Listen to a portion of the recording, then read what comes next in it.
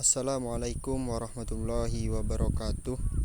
Di sini kami akan menjelaskan tentang pendekatan pengembangan kurikulum bidang studi serumpun. Berikut nama anggota kelompok selanjutnya yaitu materi yang akan kami bahas. Pembahasan yang pertama yaitu mengenai pengertian pendekatan pengembangan kurikulum. Pendekatan adalah cara kerja dengan menerapkan strategi dan metode yang tepat, dengan mengikuti langkah-langkah pengembangan yang sistematis, agar memperoleh kurikulum yang lebih baik. Pendekatan dapat diartikan sebagai titik tolak atau sudut pandang seseorang terhadap suatu proses tertentu.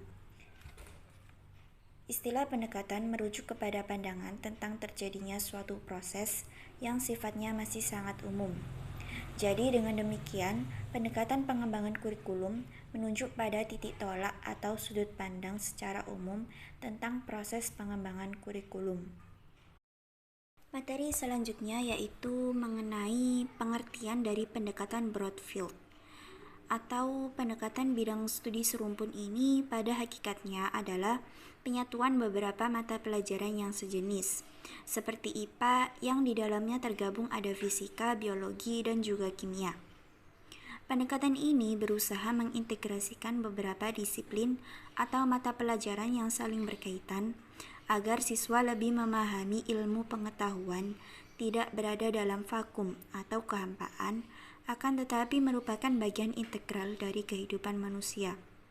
Pendekatan Broadfield ini juga dapat digunakan agar siswa memahami hubungan yang kompleks antara kejadian-kejadian di dunia, misalnya antara Perang Vietnam dan Korea dengan kebangkitan ekonomi Jepang dan lain-lain.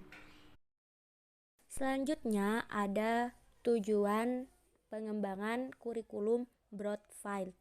Tujuan pengembangan kurikulum Broadfield adalah menyiapkan para siswa yang dewasa ini hidup dalam dunia informasi yang sifatnya spesialistis, yaitu suatu pemahaman yang menyeluruh.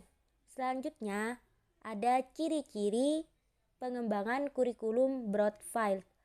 Ciri-ciri umum dari Broadfield adalah kurikulum terdiri dari suatu bidang pengajaran di mana di dalamnya berpadu sejumlah mata pelajaran yang saling berhubungan.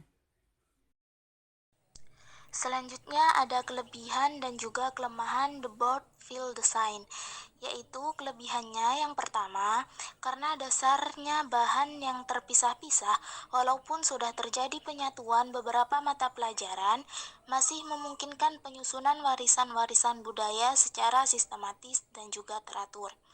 Kemudian yang kedua, karena mengintegrasikan beberapa mata pelajaran, memungkinkan siswa melihat hubungan antara berbagai hal.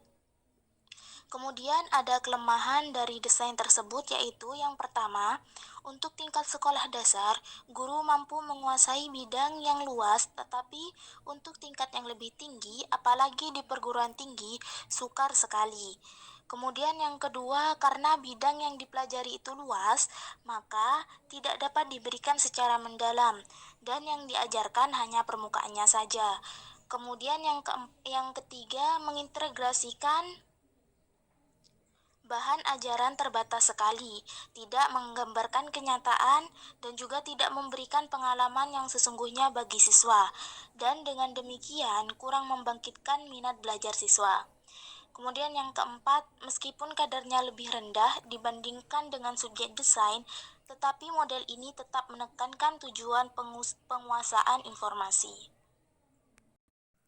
Baik, sekian dari kelompok kami. Kurang dan lebihnya wabillahi taufik wal hidayah.